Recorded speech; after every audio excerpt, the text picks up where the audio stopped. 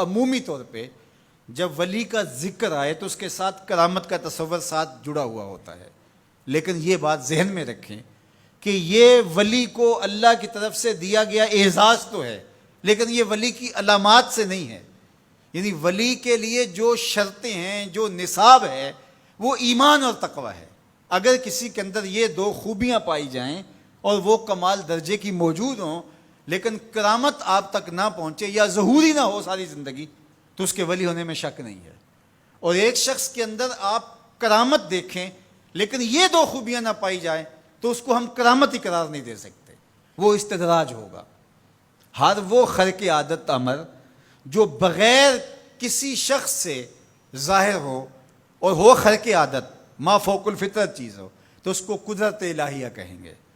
اور اگر وہ نبی کے ہاتھوں سے اعلان نبوت سے پہلے صادر ہو جائے تو اسے ارہاس کہا جاتا ہے، اعلان نبوت کے بعد ظاہر ہو تو اسے معجزہ کہا جاتا ہے، اور وہی چیز کسی ولی کے ہاتھ سے ظاہر ہو تو اسے کرامت کہا جاتا ہے، اور اگر کسی عام بندہ مومن کے ہاتھوں سے ظہور پذیر ہو تو اسے معونت کہا جاتا ہے، اور اگر وہی کام کسی کافر سے یا کسی فاسق و فاجر کے ہاتھوں سے ظاہر ہو تو اسے استدراج کہا جاتا ہے، جس طرح دجال کے ہاتھوں سے قرب قیامت میں ہوگا کہ وہ مارے گا بھی اور زندہ بھی کرے گا۔ اب استدراج میں اور کرامت میں فرق کرنا یہ عام آدمی کے بس کا روگ ہی نہیں ہے، وہ کیسے کرے گا؟ تو اس کے لیے سادہ کلیہ یہ ہے کہ ایمان اور تقوی کی شرط کے ساتھ اس چیز کو کرامت کہا جائے گا، اور اگر یہ دونوں شرطیں نہیں پائی جا رہی تو وہ پھر استدراج ہوگا۔ تو اس لیے ولی کو پہچاننے کے لیے کرامت معیار ہی نہیں ہوا، کرامت نصاب ہی نہیں ہوا، ولی کو پہچاننے کے لیے ایمان اور تقوی ہوا۔ اگر کرامت کو معیار بنا لیں گے تو پھر استدراج والے کو بھی ولی ماننا پڑے گا۔ اور یہی وجہ ہے کہ بہت سارے لوگوں نے ایسے لوگوں کے اوپر جو کسی بڑے بزرگ کی گدی پہ بیٹھ گیا، یا وہ چار لوگوں نے اس کو مان لیا یا اس کے شعبدے چل گئے اور شریعت کا واضح تارک ہے، اور لوگ اس کو اللہ کا ولی مان رہے ہوتے ہیں، اس لیے کہ ان کے ہاں معیار وہ نہیں ہے جو قرآن نے دیا ہے۔ قرآن نے دیا الذین آمنوا وکانوا یتقون، اور کرامت معیار نہیں ہے، وہ ایک ثمرہ ہے۔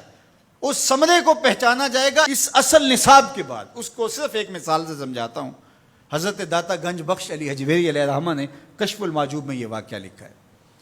کہتے ہیں کہ شیخ علی الخواص ایک بہت بڑے بزرگ تھے، وہ سفر پہ جا رہے تھے اور صاحب حال تھے، با کمال تھے، واقعتاً اللہ کے ولی تھے۔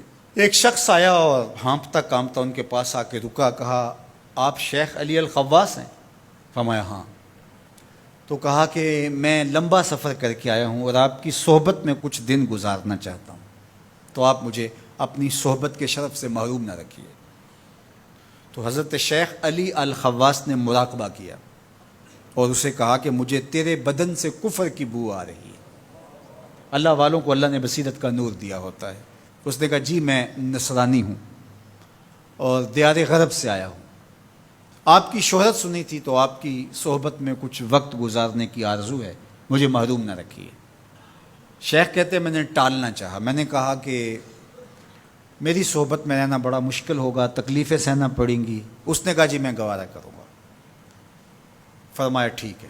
کہا کہ میں چلتا گیا اور وہ بھی میرے ساتھ تھا۔ 8 دن گزر گئے، کبھی کھانا ملتا، کبھی 2 لقمے لے لیتے، کبھی پانی پی کے گزر اوقات ہوتی، کبھی گھاس کھا لیتے۔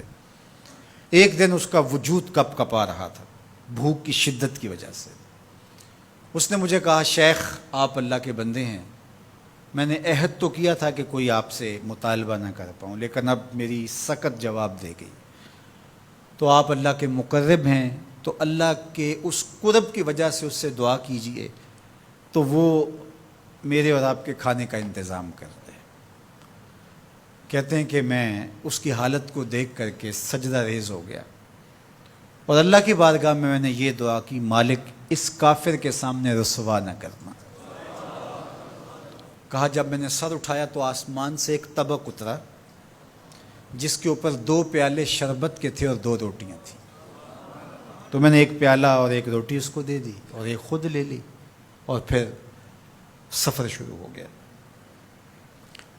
8 دن پھر گزر گئے، پھر ایک دن وہی حالت کہ اس کا بدن کپ کپانے لگا۔ تو میرے دل میں آیا کہ روز روز حالت ایک جیسی نہیں ہوتی، تو اس دن تو لاج رہ گئی تھی، تو کہیں آج یہ پھر نہ بول پڑے، تو قبل اس سے کہ یہ بولے میں نے بول کر کے کہا کہ تو بھی عیسائیوں کا بہت بڑا پیر پادری ہے، تو آج تیری باری ہے۔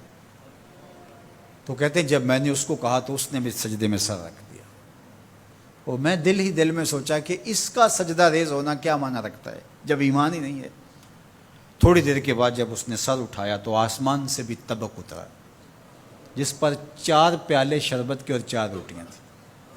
اس نے 2 روٹیاں اور 2 پیالے میری طرف بڑھائے، اور 2 پیالے اور 2 روٹیاں اپنی طرف کر لی، اور کہا کہ کل یا شیخ کھائیے۔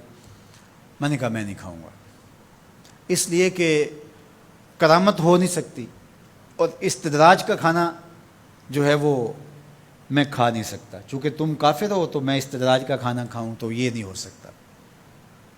تو اس نے کہا کل یا شیخ، شیخ کھائیے اور میری طرف سے 2 مبارکیں وصول کیجیے۔ میں حیران ہوا، میں نے کہا کیا مبارکیں؟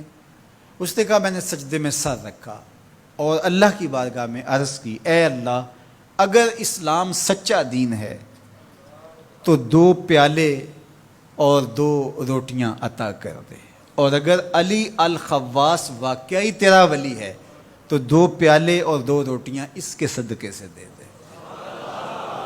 تو ایک تو آپ کو آپ کی ولایت کی مبارک ہو، اور دوسرا ہاتھ بڑھائیے اور مجھے اسلام میں داخل کیجیے، اسلام سچا دین۔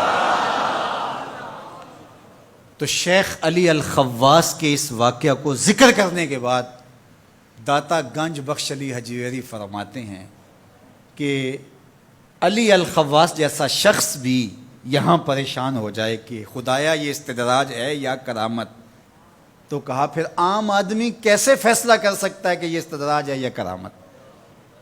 تو کہا کہ اس کو یہی دیکھنا پڑے گا ایمان اور تقوی ہے کہ نہیں۔